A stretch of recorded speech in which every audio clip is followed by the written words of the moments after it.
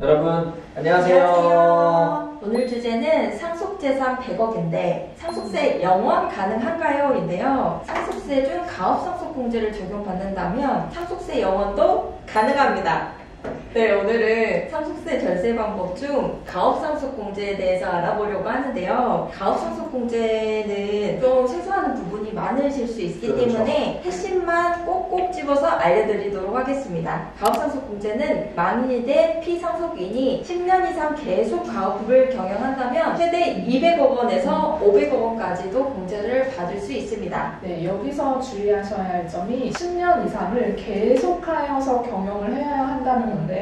즉 중도에 퇴사를 하였다가 재입사를 했다면 그 재입사한 기간부터 다시 10년을 경영을 해야 된다는 거죠. 네, 맞습니다. 이렇게 큰 혜택인 가업상속공제가 아무나 적용받을 수는 없겠죠. 그래서 가업상속공제는 몇 가지 요건이 필요한데요. 간략히 세 가지 요건에 대해서 말씀드리겠습니다. 첫 번째, 피상속인 요건입니다. 피상속인은 10년 이상 계속 가업을 경영해야 되고 법인이라고 한다면 지분율 요건까지도 충족해야 합니다. 그리고 두 번째는 가업상속재산 요건인데요. 사업용으로 사용하는 재산에 대해서만 공제를 해주겠다는 거고, 만약에 법인이라고 한다면 이 해당 자산이 주식이 되는데요. 이 주식 금액의 사업용 자산 비율을 곱한 금액까지만 공제가 이루어지고, 이 주식 비율에 대해서 추가적으로 집단해서 여기 계신 손준길 세무사님께서도 말씀을 해주시겠지만 세무조사 당시 굉장히 다툼이 있을 수 있는 부분이잖아요. 그래서 끝까지 영상 시청하셔서 이 부분도 놓치지 않으셨으면 좋겠습니다. 마지막으로 상속인 요건입니다. 18세 이상인 자로서 상속 개시 전 2년 이상 가업에 종사해야 되고, 신고 기한까지 임원에 취임해야 되고, 2년 내에는 대표이사까지도 취임이 되어야 됩니다. 네, 상속인의 경우 이제 2년 요건을 말씀해 주셨는데요. 이와 관련된 이슈가 이 2년이라고 함이 예전에 뭐 있었던 기간에 잠깐 들어왔었던 기간도 통산해서 할 수 있느냐라고 질문을 많이 주시는데요. 이것도 결론부터 말씀드리면 가능은 합니다. 다만 전제가 있는데요. 그 전제라는 것은 그렇게 근속한 기간이 가업승계를 목적으로 라는 전제가 들어갑니다. 즉 10년 전에 내가 잠깐 그냥 아버지 회사에 들어갔었는데 이것도 통산해서 되니까 가능한 거 아닌가요? 라고 이제 질문하시는데 누가 보더라도 사실 가업승계 목적으로 10년 이전에 잠깐 들어갔다? 그래서 이런 부분들을 꼭 주의를 하셔야 되는 부분 같습니다. 네, 이렇게 가업상속공제의 혜택이 매우 큰데요. 그럼에도 불구하고 공제를 신청한 건수는 굉장히 저조합니다. 2011년부터 18년까지 가업상속공제를 신청한 건수가 연평균 84건에 불과하다고 합니다. 야, 그러면 그 중에서도 저희가 엄청난 퍼센트를 차지해서 신고를 많이 했네요. 네, 2019년에 전체 피상속인의 수가 34만 5천만 명인 것을 보면 정말 엄청나게 저조한 수치인 거죠. 이렇게 저조한 이유는 아무래도 그 7년간의 긴 사후관리 기간에 그 요건을 충족시키기 어렵기 때문이 아닐까 하는데요. 맞습니다. 이 7년의 사후관리라는 것이 어떻게 보면 짧을 수도 있는데 그 사업자들 입장에서는 굉장히 길게 느껴지는 기간인데요. 왜냐하면 사업이라는 게 불확실성이 너무 크잖아요. 그리고 지금만 하더라도 코로나 때문에 한 치 앞을 내다볼 수 없는데 근데 7년이라는 게 너무 크게 느껴질 것 같아요. 그리고 이게 상속공제를 적용받는 경우에 되게 증여세 과세특례랑 같이 적용이 되는 경우가 많잖아요. 근데 이 사후관리라는 것이 증여세 7년에 상속세 7년, 도합 14년까지도 적용을 받을 수 있기 때문에 이 해당 공제를 적용받는 분들은 이런 제약이 있다라는 부분까지도 참고를 하시는 게 좋을 것 같습니다.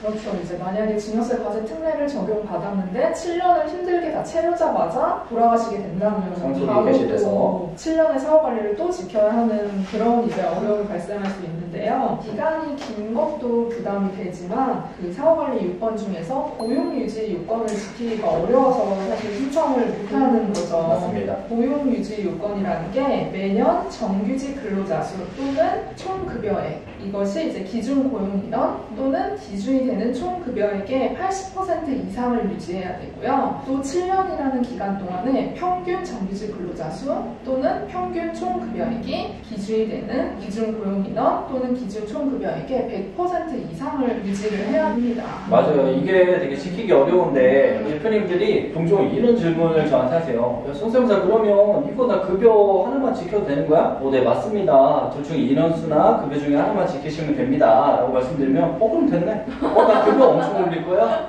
그러니까 나 이거 지킬 수 있어. 고! 가업상속인데 고! 그런데 여러분 특수관계자, 대표자를 포함한 특수관계자는 배제가 됩니다. 급여에게는. 그래서 이 부분을 꼭 유의를 하셔야 되겠습니다. 네, 한 가지 더 유의하셔야 될 점이 정규직 근로자에 대한 정의인데요. 이게 법령에 따르면 근로기준법에 따라서 계약을 체결한 근로자를 말하는데 이 중에서 이제 몇 가지들은 제외가 되어요. 이제 예를 들어서 1년 미만으로 계약한 단기 이제 계약직 근로자들 또는 단시간 근로자들 그리고 또 소득세를 이제 원천 징수해서 신고를 안 하는 사람들 이런 사람들도 전부 다 정규직 근로자 수에 제외가 됩니다. 그런데 만약에 단기간으로 1년 미만으로 계약을 했지만 계약이 계속 갱신이 돼서 결국 1년이 넘어가면 또 이런 분들은 정규직 근로자 수에 포함이 되게 됩니다.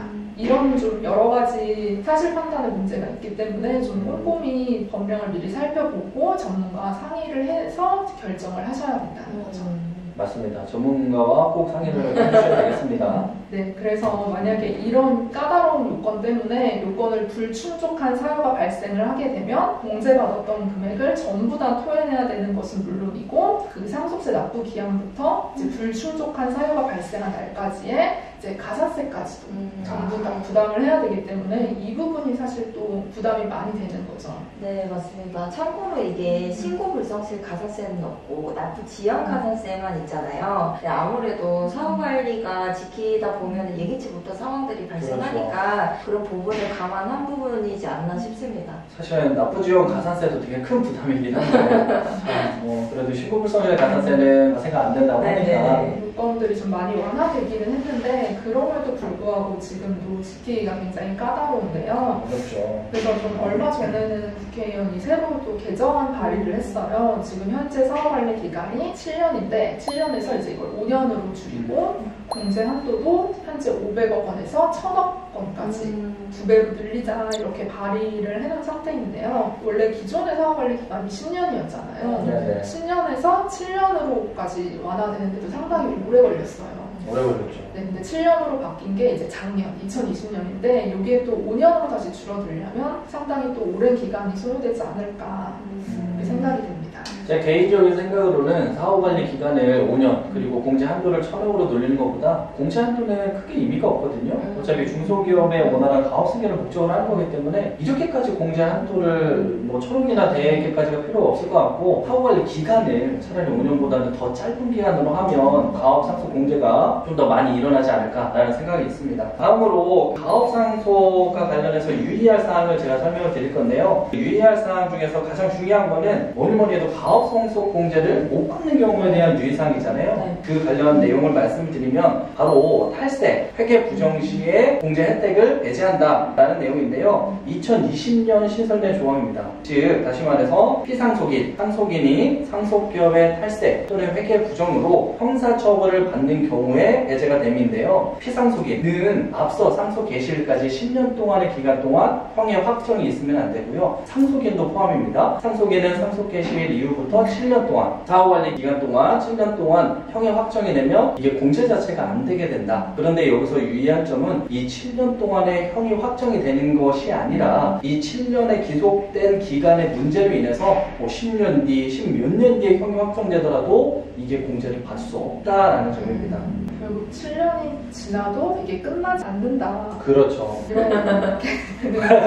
끝나지 않는다. 다음으로 또 유의할 사항 중에 하나가 가업상속 재산 중에서 사업무관 자산에 대한 내용입니다. 이거를 굉장히 유의해 주셔야 되는데요. 사업무관 자산의 비율만큼 가업상속 공제를 못 받게 되니까 이걸 꼭 체크하셔야 되는데요. 첫 번째, 타인에게 임대하고 있는 부동산. 즉 공장 건물이 있잖아요. 이거를 내가 공장용으로 쓰면 돼. 근데 옆에 건물이 하나 더 있었던 거야, 이 사람은. 근데 얘를 놀기 뭐하니까 빌려줬어. 임대를 했어. 그런 경우 얘가 100억짜리고 전체 총 자산가액 1000억이라면 무려 10%나 받지 못하게 된다. 그래서 이 점을 꼭 유의를 해주십사라는 부분이고, 두 번째 사업무관 자산이라는 게 시행령 61조의 2호 대여금입니다. 이거는 금전 소비대차 계약에 의한 타인 대여금인데요. 당연하게도 타인한테 빌려준 돈을 사업 관련성이 있는 자산이라고 볼 수는 없겠죠. 그리고 세 번째로 영업활동과 관련 없이 보유하고 있는 주식 또는 채권인데요. 영업 관련성이 없기 때문에 이 부분도 사업 무관 자산으로 본다라는 내용이 거고, 가장 유의하실 점이 과다 보유 현금 현금입니다. 이 정확한 내용은 상속개시일 직전 5개 사업년도 말 평균 현금 보유액의 100분의 150을 초과하는 현금인데요. 여기서 말하는 현금이라는 거는 명칭은 현금이라고 쓰지만 보통예금까지 포함하는 개념이라고 생각하시면 됩니다.